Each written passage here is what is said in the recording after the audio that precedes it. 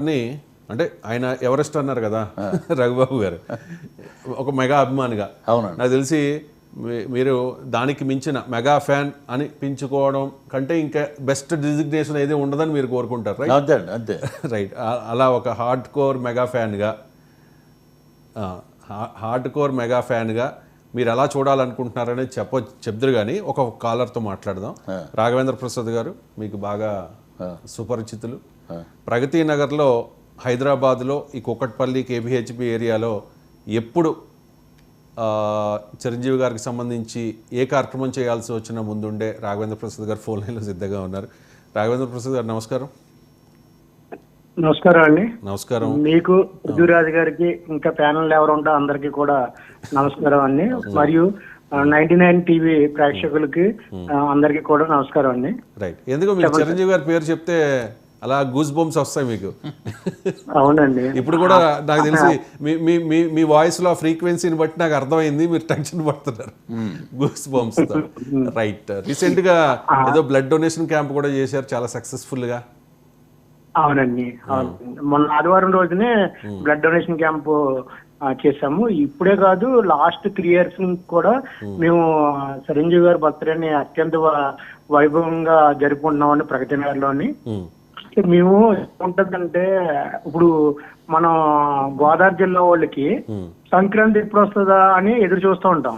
అలాగా మా మెగా అభిమానులకి అందరికీ చిరంజీవి గారి బర్త్డే ఎప్పుడు వస్తుందా, August 22 ఎప్పుడు వస్తుందా అని మేమందరూ వేగాతో ఎదురు చూస్తూ ఉంటామండి. ఆ రోజు ఈ రోజే ఈ రోజు అందరికి ఒక పండగ రోజు అండి. అలాగే చిరంజీవి గారి అన్ని కూడా మేము ఫాలో అవుతూ ఉంటాము. ఆయన తిరుపతి ఇవన్నీ కూడా అప్డేట్స్ అన్ని తీసుకుంటూనే ఉంటాము.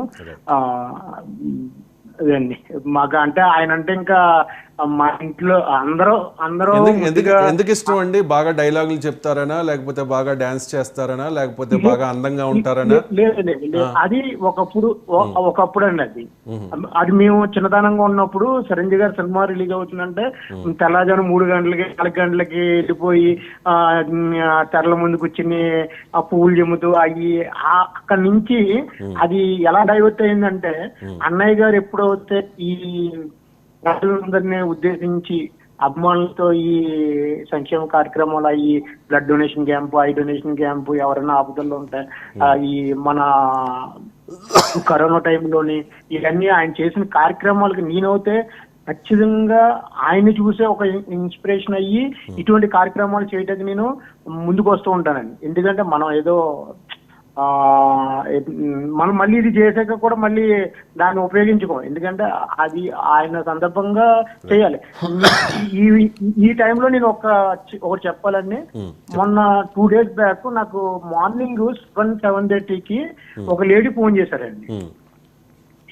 మేము గ్రూప్ లో అది బ్లడ్ డొనేషన్ క్యాంప్ జరిగింది అది ఏంటి గ్రూపుల్లో చూసి ఆవిడ ఫోన్ చేశారు. వాళ్ళ తాలూకా వాళ్ళకి బెంగళూరులోని 6 యూనిట్లు బ్లడ్ కావాలంట లివర్ ప్లాంటేషన్ కి. అప్పుడు నిజంగా పాపం ఎంత బాధపడతా ఫోన్ చేస్తుందండి. ఎక్కడ మాకు తెలియట్లేదండి, ఎక్కడ దొరుకుతుంది ఏదో అని అంటే, నేను వెంటనే మన అఖిల భారత చిరంజీవి ప్రెసిడెంట్ రమణ స్వామినాయుడు గారికి ఫోన్ చేస్తే ఆయన ఎంత ఇమీడియట్ గా అరేంజ్ చేశారు. ఆవిడ మళ్ళీ ఫోన్ చేసి ఎంత హ్యాపీ ఫీల్ అయిందంటే అంత హ్యాపీ ఫీల్ అయ్యారు. అంతేనండి భూపం రావడానికి ఇటువంటి సంఘటనలే మమ్మల్ని అందరినీ ఒక దారిలో నడిపిస్తున్నారని అన్నయ్య గారు. ఏంటంటే ఒక ప్రాణానికి ఎంత విలువ అనేది అన్నయ్య గారు చెప్పిన మార్గంలో నడుచుకోవడానికి ఒక ఇది మాట మాకు. మీరు ఒక ఉదాహరణ, ఇలాంటి వాళ్ళు ఐ మీన్ తెలుగు రాష్ట్రాల్లో కొన్ని వేల మంది ఉన్నారు. కొన్ని వేల మంది కోట్ల మంది ఉంటారండి. యాక్టివిటీస్ చేసేవాళ్ళు, అదే చిరంజీవి గారి అభిమానులు కోట్లాది మంది ఉంటారనేది వాస్తవం. నేను చెప్పింది ఇలా యాక్టివిటీస్ చేసిన వాళ్ళు ఎవరు కూడా చిరంజీవి గారి లాగా పేరు కోసమో, ఐ మీన్ చిరంజీవి గారి లాగా చిరంజీవి గారు ఏం కోరుకుంటారు? పేరు కోరుకోరు. పని అయిందా లేదా, మనం కష్టాల్లో ఉన్న వాళ్ళని ఆదుకోవాలి, మనం అంతు మనం ఏదో చేయాలి. ఎందుకంటే మిగిలిన వాళ్ళకి ఐ మీన్ మిగిలిన హీరోలకి అది ఉండకపోవచ్చేమో కానీ, ఎందుకంటే వాళ్ళు గోల్డెన్ స్పూన్తో పుట్టిన వాళ్ళు చాలామంది ఉన్నారు. కానీ చిరంజీవి గారు ఆయన దారి స్టార్టింగ్లో సినీ కెరీర్లో సినీ కెరీర్లో సినీ కెరీర్లో ఆయన దారి ముళ్ళ దారి స్టార్టింగ్లో. అవును. అంటే ఆయన ఫస్ట్ సినిమా వచ్చేటప్పటికి నేనేది పుట్టలేదు, తర్వాత నేను తెలుసుకున్న విషయం. అంతేనా పృథ్వీరాజ్? అంతే అంతే అండి. ఆయన అంతే కదా. అది ఈజీగా వచ్చినటువంటి అవకాశం ఉంది. కష్టే ఫలి. ముళ్ళదారి అన్నారు చూసారు మీరు? ముళ్ళదారి కాదు.